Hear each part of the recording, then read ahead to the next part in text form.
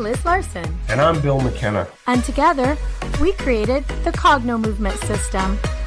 And we'd like to welcome you to the New Life Perspectives radio show, where we're going to be sharing with you tools, tips, and ideas that are going to change your life.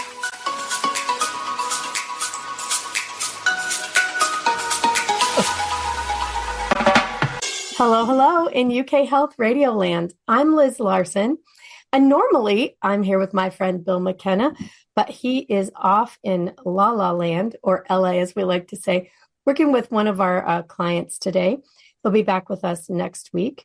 Bill and I are the hosts of the New Life Perspectives radio show here on the UK Health Radio Network, and we are also the team that created the Cogno Movement System. And I have a guest today that I have been, just so excited about talking to, really taking all of my notes and writing it down. And it's Jerry Kantor, and he's going to talk to us today about homeopathy. Now, I grew up with homeopathy in my household, and, I have a very cursory knowledge of it, but it saved lives. There's no joke that in my family's history, my mom saved lives with homeopathy again and again and again. And she didn't work as a healer. She was just a mom. So I'm really passionate about this. And I want to welcome Jerry Kantor to the show. Welcome. Thank you very much. Jerry Kantor has done something incredible. And he's written a book called Sane Asylums. If you're watching on YouTube, you can see it here. Mine is all marked up. And it is a history of homeopathy being used in psychiatry in the early days of the U.S. history, used for psychiatry in what were eventually called asylums, which I love that in your book, why it's called an asylum. Now we think it's something terrible, but originally it was literally like a peaceful home and asylum. And off camera, we were talking about really the injustice that's been done to this particular healing modality and how it's been erased from our actual history. So would you share with everybody what happened there? How did this happen? How did this happen? Well, the power of the pharmaceutical industry is absolutely at play here. Basically, in 1910, the Flexner Report came out, which was sponsored by Andrew Carnegie and John D. Rockefeller. And it was done to really tear down the reputations of all kinds of alternative, they were not alternative at that time, naturopathic schools of medicine, herbal schools of medicine, homeopathy, to clear the land for these patentable pharmaceuticals that were the byproducts of oil production.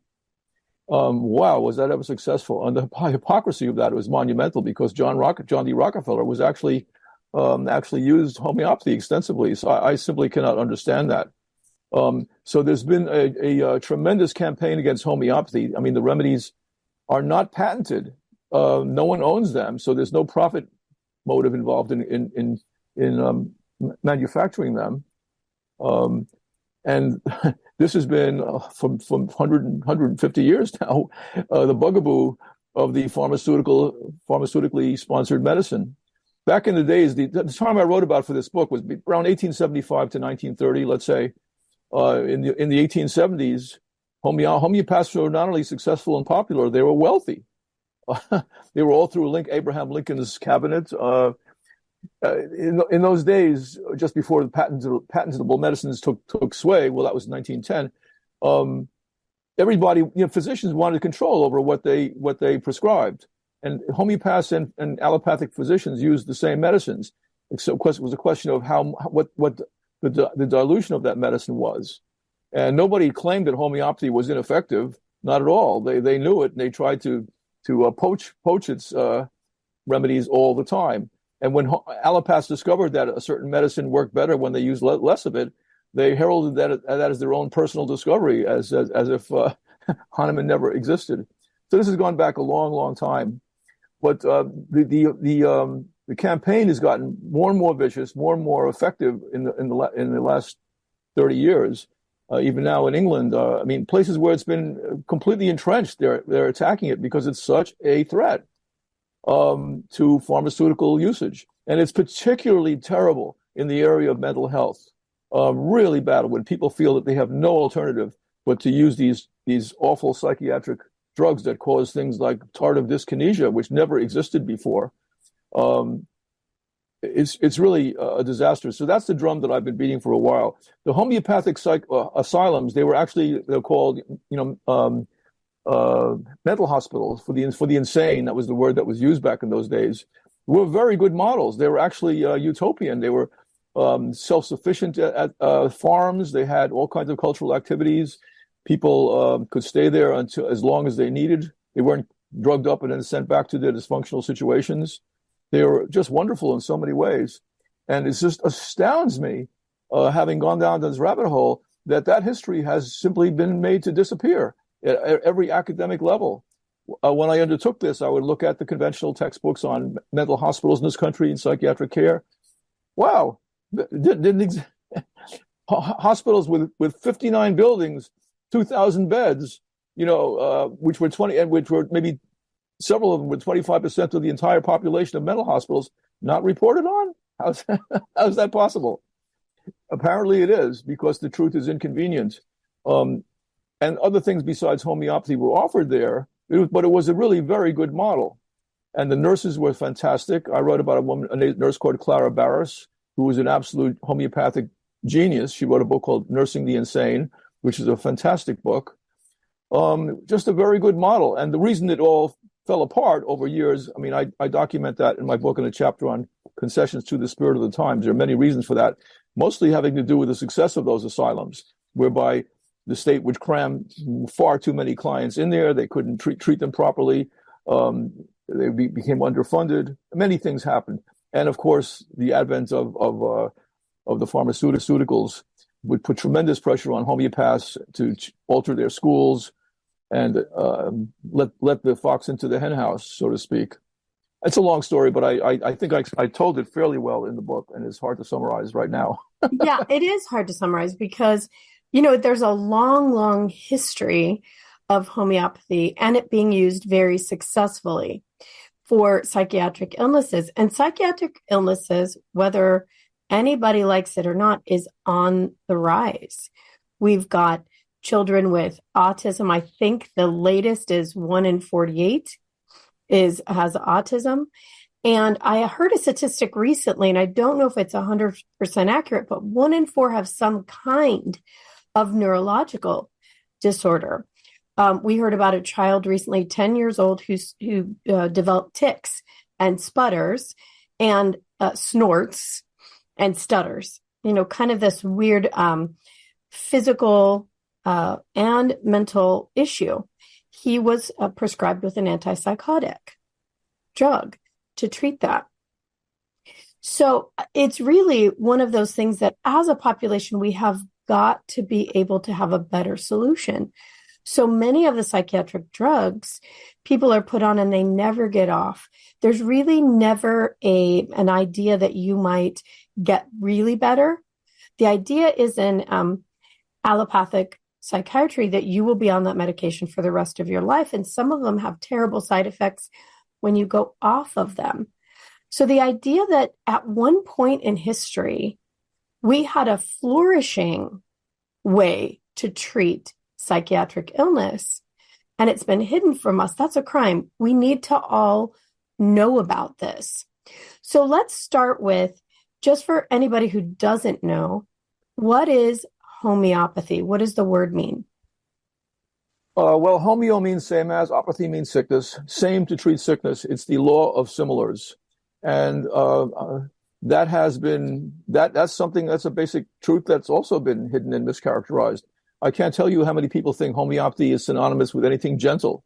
Not true. Yeah. Or two other words that start with H. It's holistic. Well, yes, it is holistic, but lots of things are holistic that are not homeopathic. Then there's herbs. People come and say, yeah, they have homeopathy, and it turns out that they've been taking some kind of herb. Yeah. The remedies are very, very, very dilute, which puts them in a tremendous, totally different category from anything else. In a gross amount, a particular substance, which could be a plant, a chemical compound, a gas, a venom from a snake or an ant, would produce in a bunch of healthy individuals under our research protocols, produce a complete profile of a symptom, will produce symptoms, mental and emotional symptoms that are very specific, and then we then catalog into our materia medica. And so during our intakes and our investigation into the client, we find out, oh, it's as if so-and-so was poisoned by such a substance. She has these exact same symptoms. She has this mindset, these behaviors, these variables. That's a match with this substance. So then you can count on a paradoxical effect. You give a dilute amount of that substance, and the person starts to process the remedy. I have some metaphors that I use to explain this. It's like a permission slip to the subconscious to overcome something that it originally thought was way too big to deal with. So the body then produces polarities. It tricks the vital force, which is our code word for the subconscious, but imbued with physical characteristics. It tricks the vital force into converting a chronic problem into something like an acute problem. We're all terrified of acute illnesses these days, but actually acute illnesses are what keeps us healthy. They allow us to identify a pathogen, to mobilize against it, and then fight it off. It has a beginning, a middle, and an end. A chronic illness is like the Cold War. Constant tension. You've got good days and bad days. It's always there. The thing is, the chronic model of illness is we have normalized it because it's so economically successful, and we're all terrified of acute illness.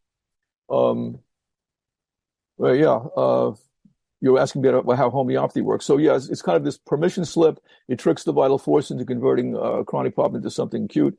I also liken it to a very common idea, getting back on the horse that threw you. I mean, this is just advanced placement common sense. If a horse throws you and you never get back on it, you may have a fear of riding a horse for the rest of your life, especially if you grew up in the Wild West. That was not just a casual thing. It might have impaired your entire livelihood. To get you back on a horse, maybe not the same crazy horse that threw you, but how about a pony or a gentle horse? Even so, once you're on that horse or pony, you say, oh my God, I'm on a horse again. This is terrible. I'm going to be thrown. Then you get led around the corral and nothing happens. And you get off the horse and say, maybe it wasn't all horses. Maybe it was just that one horse. I'm back to baseline. So this many things in ordinary understanding parallel this. Facing your demons is better than never facing it. So the pony is actually the equivalent of the pony in homeopathy is the medicine that in a gross amount would produce something very much like what you have.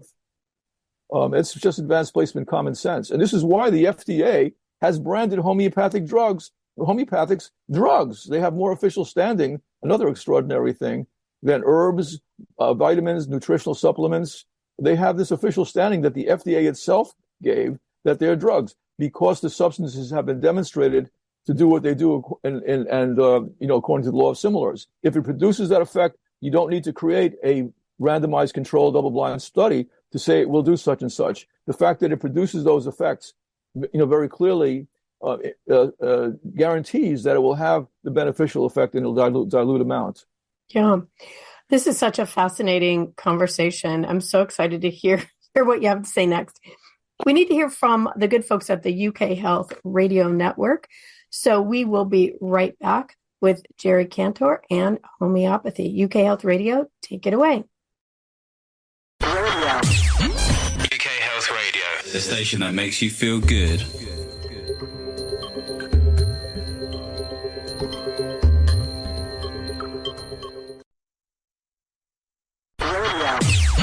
UK Health Radio, the station that makes you feel good.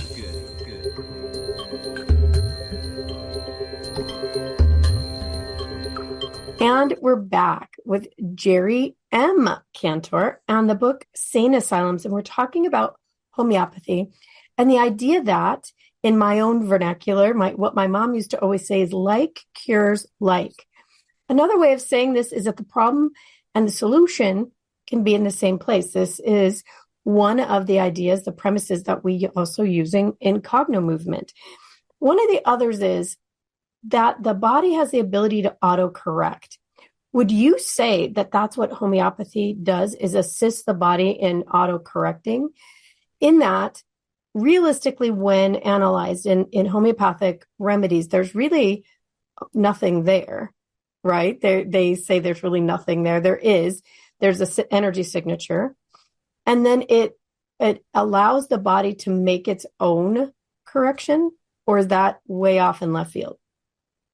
No, that's exactly right. That's how we are built.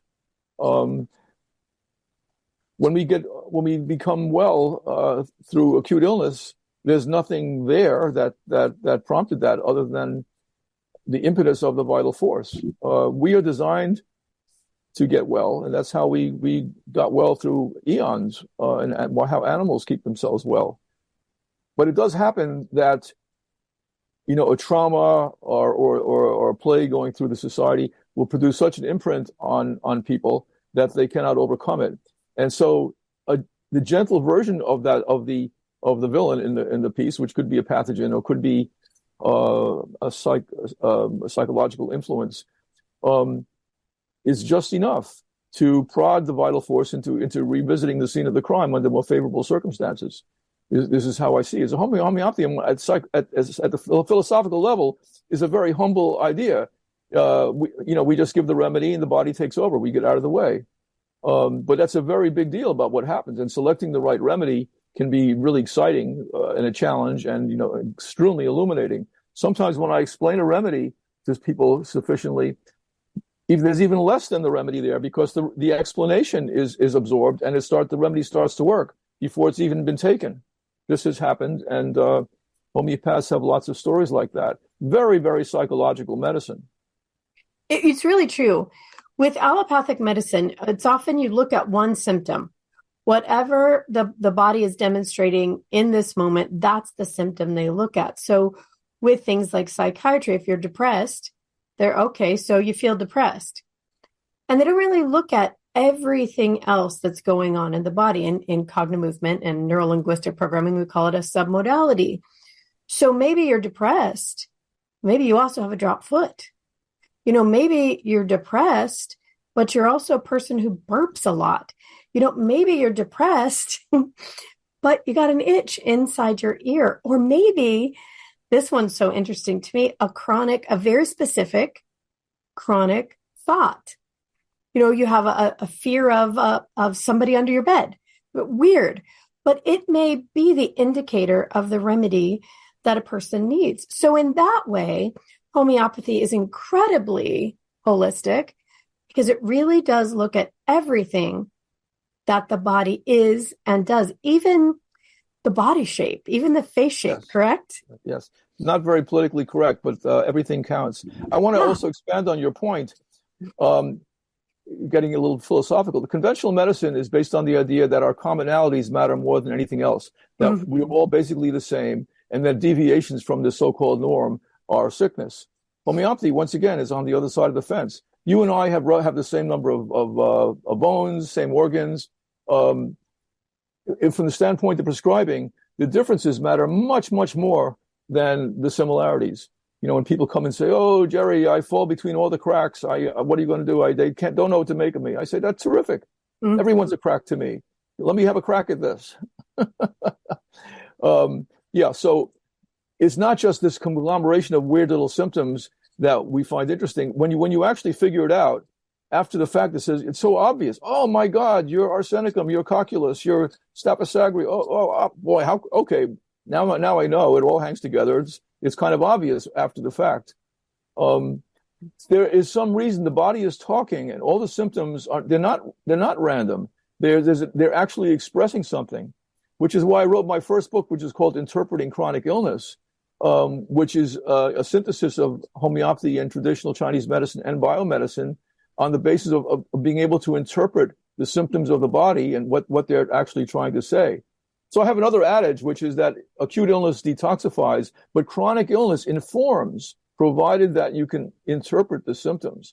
And that is so liberating to people when I can explain what their chronic illness is and what the remedy is going to initiate a reversal of. Very, very liberating, as opposed to the model of, we're going to take these tests. We got to wait 2 or 3 months. The tests are inconclusive. Let's do some more. But you've got a lot to worry about here because we don't really know what's going on. Yeah, I love that. I heard you say that acute illness, like when you've got the flu, really what's happening is your body is detoxifying from whatever the substance is that's creating illness. That's why you feel so ill, is the body's detoxifying. But that's different than chronic illness. It is different information. Let me give you an example, since you brought up like the flu. A very common remedy for the flu is gelsemium. Okay, people can go there, think, oh, this will get rid of my flu. But there's a secret inside that remedy, which is its psychological component. Gelsemium at the constitutional level is about being fearful, being a chicken, having experienced a setback of some sort. And if you have had a setback, this is, again, advanced placement common sense. When we're afraid, we tend to shiver. So the gelsemium picture includes, fevers and chills and shivering. After 911, I found that all these, suddenly I'm treating the flu left and right. It's because people were frightened. Yeah. So it's not just, we're not just a machine with symptoms attached to us at a very deep level. The consciousness drives the bus, is driving everything. And this is the important thing. I would be shocked if I gave gelsemium and it just took care of your flu if it did not also address your fear. Yes. People, and the other aspects of that remedy state, want to go into the room and curl up into a ball and not see anybody. This is fearful. This is not just the flu. This is something that you can actually, interpret. Yeah, there's more information there than you even anticipate. It just made me think, just in usefulness, during the recent plague, we use a lot of natural medicine and homeopathy and all that, and we just did not think we would end up with it. However, we went through a really big trauma, a death, a wedding, a bomb cyclone. No kidding. And we all ended up sick. And everybody had different symptoms. Nobody had the same symptoms of this thing.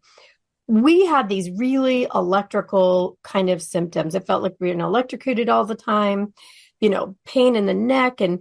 But at the very beginning, I got croup, that kind of, my throat swelled, that barking cough. Well, I knew exactly what to do about it for me. I used Spongiatosta, and it was less than 20 minutes, might have been 10 minutes. That symptom was absolutely gone. So I didn't have to get outside help. I didn't have to go to the hospital. Had that continued, because it was pretty acute in the moment, I might have ended up there. And a lot of us know what happened to people who ended up there. So because I became aware that some of us in our family were experiencing that, we knew ahead of time. We had it on hand. We told people what to do, and they avoided it as well. Another fun story, it's not really fun, but a long time ago, my daughter had a cat. And I think someone had put out decon for rats, and the cat must have eaten a mouse or something. But all of a sudden, her tongue was hanging out of her mouth and it was dry. And I thought, oh my gosh, she has been dosed with arsenic, which is what it's in the rat killing stuff. So I gave her arsenicum in her mouth and in her bowl, and it saved her life. Within, about 15 minutes, she was right as rain again. So those are some of the ways that we used homeopathy, kind of in the way that allopathic medicine does. We saw a symptom and we knew what matched that, and we're able to use the homeopathy. But what I love so much is that the deeper use of this modality by professionals like you literally are a form of a detective. In cognitive movement, we use the term neurological detective because we're looking for the most micro movement of the body. But in homeopathy, it's everything. It's how you think. It's who you are. It's what you look like. It's everything. And so to me, that is just ultimately fascinating. Do you consider yourself a detective? Oh, I'm so glad you asked me that. The term I use is actually spiritual forensics. I love that. And when in October, my next book is coming out, which is called The Emotional Roots of Chronic Illness, Homeopathy for Existential Stress. And what I've done there, really gone quite into depth about what you're talking about. It's actually a sequel to my first book on interpreting chronic illness. What I've done there is I've cataloged the remedies as subcategories of 5 key existential questions. So I have these 5 existential questions which correlate with the 5 elements in Chinese medicine and also the 5 classical miasms in homeopathy, and then pretty much every remedy many remedies I could think of where the theme is very, very specific. I've divulged the existential issue there. Now, existentialism does not just mean, oh, damn, we're all going to die. It's the search for meaning. It's wanting to know something or resolve a particular question. And existential questions do not have logical answers, but they have a very, very powerful charge. And there's many, many of them, and I've subdivided them according to that. And so that's that deep kind of dive that you're talking about. And I'm looking forward to that book coming out and discussing that further. So are you saying that homeopathy can help raise our consciousness? It has no choice. That's what happens. If you process a remedy, you feel better, but that's not the bottom line. You get better because your perspective has enlarged, because you've taken the charge out of an existential question. You are more free, you have more awareness, and your consciousness is absolutely raised. And that issue, once that issue has been, the hash of that has been settled, you're not going to encounter it again. Something else will come up, because the psyche is very interesting. It will bring things forward. Is not content to let you be sipping pina coladas on the beach the rest of your life. It will bring up issues from well before then that were submerged, where you were insulated from, in the service of your spiritual growth. So you just progress. Yeah, it's amazing. We know that in our work, when we find the root of someone's trauma and we do it through the physical body, the neurology will show it if you know how to look. Oftentimes it's not at all what they thought it was. I tell a story about a person whose life was run over a popsicle, and the body will start a neurological protective pattern around what it perceives as an injury. What we've also seen is some of those come from our heritage. We're born with our DNA running a pattern it's not necessarily even ours. It's something that was passed down for many millennia in some cases. So when a person can, first of all, see it's like a flash, they see it, and then they understand, oh my gosh, that wasn't even a thing. Everything else connected to it collapses in our experience, and the energy returns to the body. The body literally isn't in flight or flight around that issue, and it sends that energy back to healing and thinking and loving and having brand new perspectives and consciousness. So it makes perfect sense to me that homeopathy can do that. Would you say it's at a cellular level? Is it at a DNA level? What do you think? Well, energy, that's a major question. That's the kind of question that reductionists always ask. Energy is not really reducible. I think about quantum physics or the energy fields. It's just the wrong path of investigation to go down. You have to understand energy fields. Is there a science of the soul? I believe that there is an animating spirit, and what you said before, that we come into this life not a blank slate. We have our own lingo to discuss that, but if you really insist on finding something specifically cellular, the idea that you can manipulate the cells, you're not going to get the effects that you'd like with homeopathy. We have the lingo we use is miasm, the idea of miasms. So the 5 classical miasms are tuberculosis, gonorrhea, syphilis, cancer, and something called sora. I have broken those down into existential questions, and which, when they're not resolved, if you come into this life with that question, kind of one version of that question burning in you, that will make you susceptible to those particular illnesses or variants of them. But you can certainly talk about those diseases in terms of what how they specifically manifest in the body. There's no question about that. But if you're going to get rid of them, you do better if you attack the spiritual issue that's there, as opposed to attacking every cancer cell or the organs that get afflicted. It's just not right. If you do biology and you look at a little cell under a microscope with a hugely powerful microscope, you'll see every little organelle in there and so forth. But you wouldn't know the big picture, whether it came from a frog or a human being or a horse. That counts. That's important. And what makes that important is the how that cell actually functions in a living thing. It's why it's so difficult to implant, pig cells into human beings. And, there's something going on there that is not appropriate to monkey with. Yeah, I think you're 100% right. When we try to break it down too far, then we stop looking at the whole picture.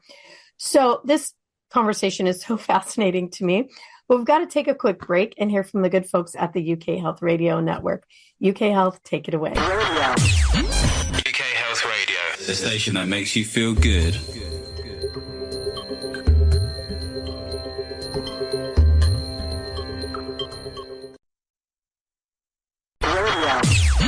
UK Health Radio, the station that makes you feel good.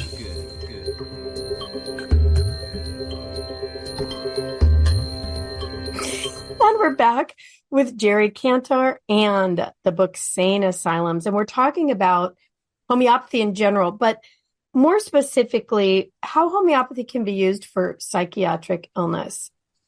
So, we were talking about that homeopathy treats the entire being, and that it shifts things even at the existential level, even at the etheric level, even at the soul level. But when it's your family member who is starting to have what looks like a mental illness, or let's break it down even farther, what looks like an illness of the brain, and your only option is drugs that have such horrific side effects, including things like, suicide. How can homeopathy help with that? What kind of salve can you offer people who are considering helping someone in that situation with homeopathy? Well, I found that in the main, people who have conditions which are considered so radical, it's mainly been exacerbated by the existing pharmaceuticals. And one reason I can say that, I just know it from personal practice, but the other is from having written this book and looked at what madness looked like, 150 years ago. It was very, very different. Very, very different.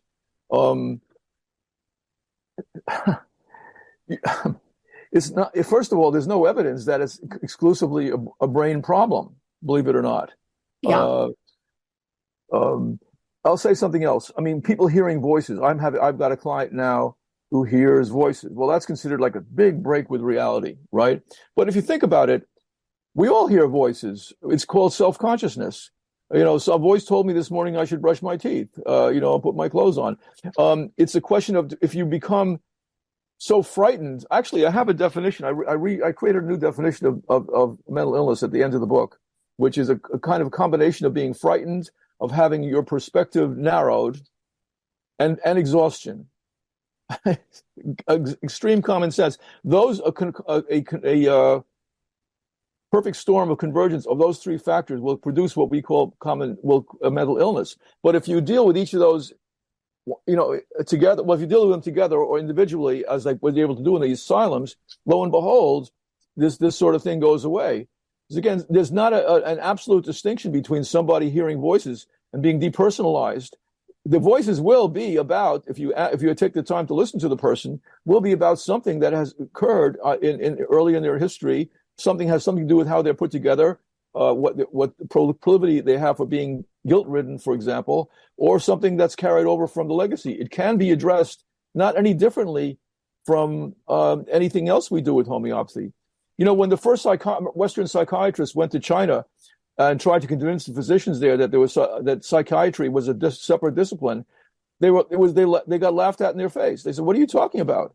We treat that exactly the same way as we do anything else with our pulse diagnosis, our tongue diagnosis, and meridian analysis and treatment. It is not a separate category."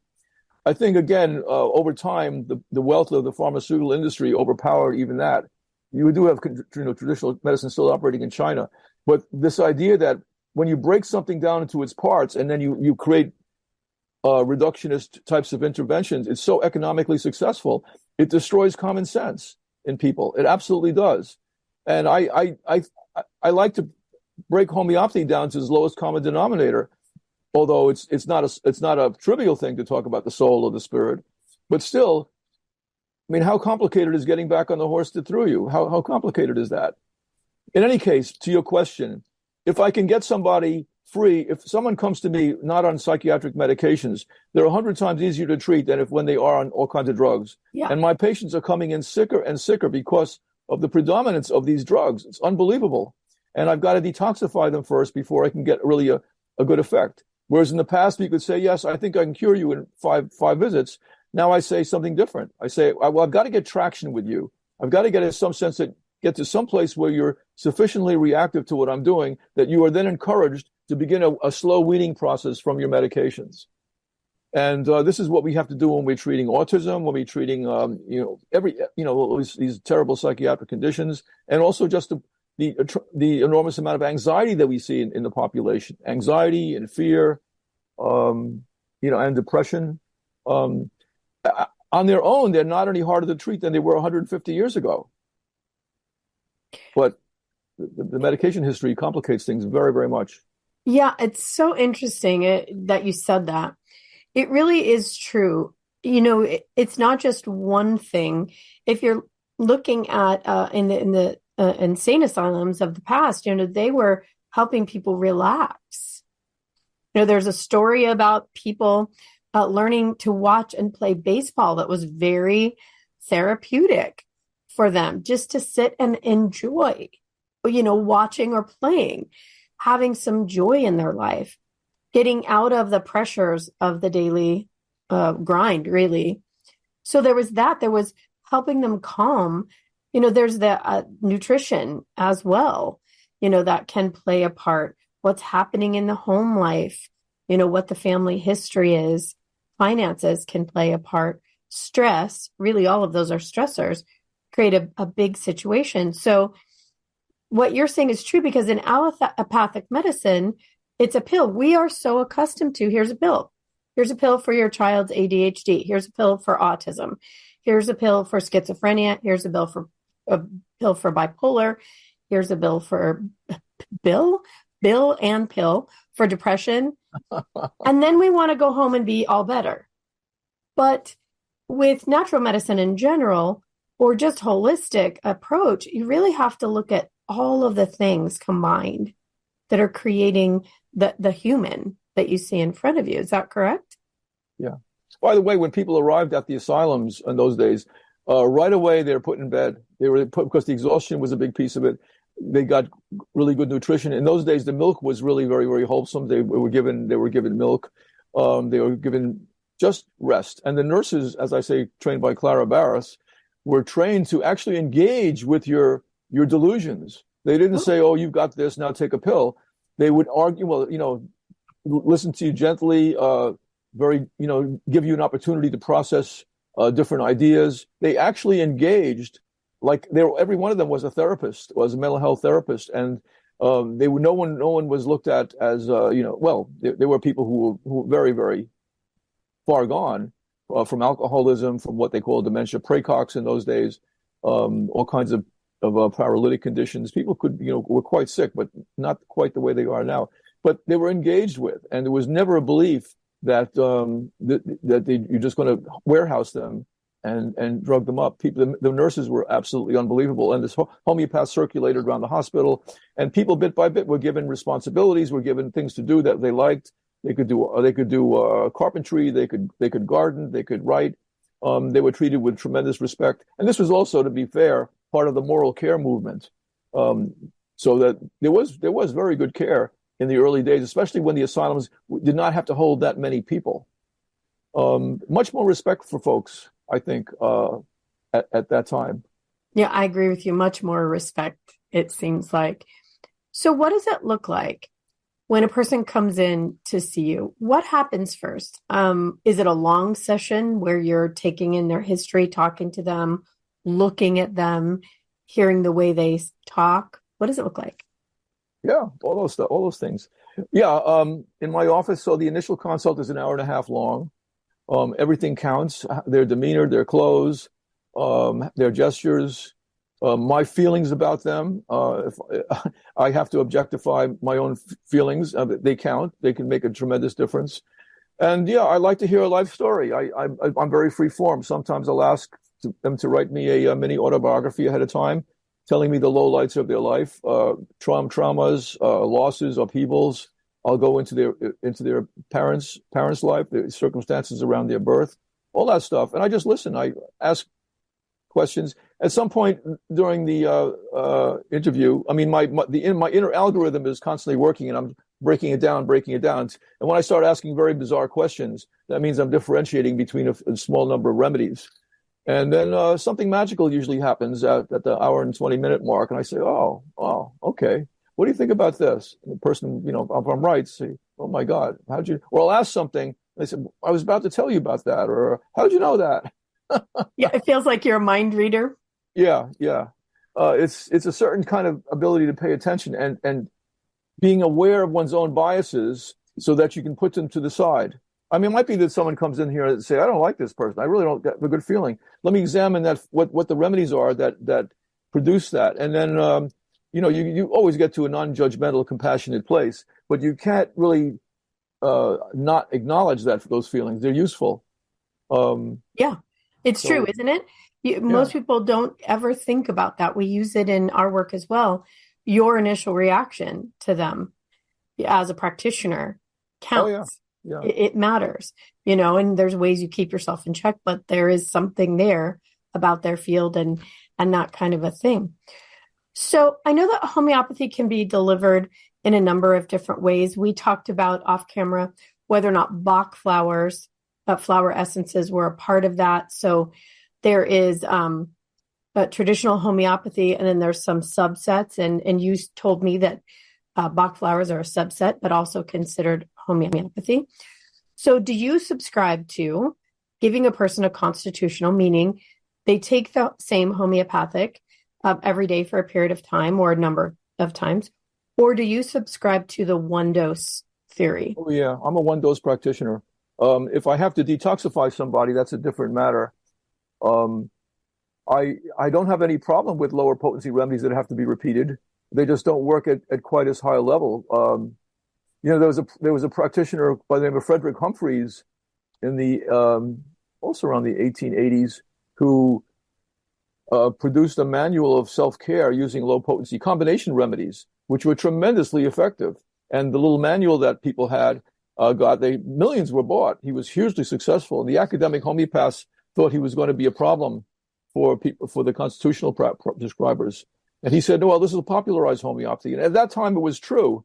But over time, it's turned out that, the academics were correct, because nowadays people think they can just take some little pill for a condition and be okay. And very few people have an awareness of the constitutional way of working. Yeah, so you do the one dose. And then often with homeopathy, there is a follow-up. So one homeopathic remedy to start, and then something that follows that as well. So a person you'll leave with maybe one remedy. Is this correct? Or do you give them that dose in the session? I usually give it in the session. And yeah, it's a very high stakes bet because the remedy is such a high potency. It's like I'm saying, this is it. You need this. Now, also, if I'm right, I'll have a sense of the time frame. I'll say, when you come back in 5 weeks, this layer will have been peeled away. This red layer is insulating you from a certain kind of pain underneath that. I've got an idea what that's going to be. I give them as clear an idea about what they're going to go through as possible.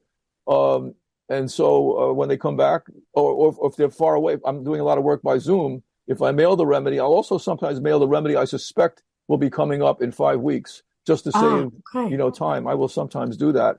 But yeah, if they're not on any other kinds of medications, my single way of prescribing this high stakes bet works for me.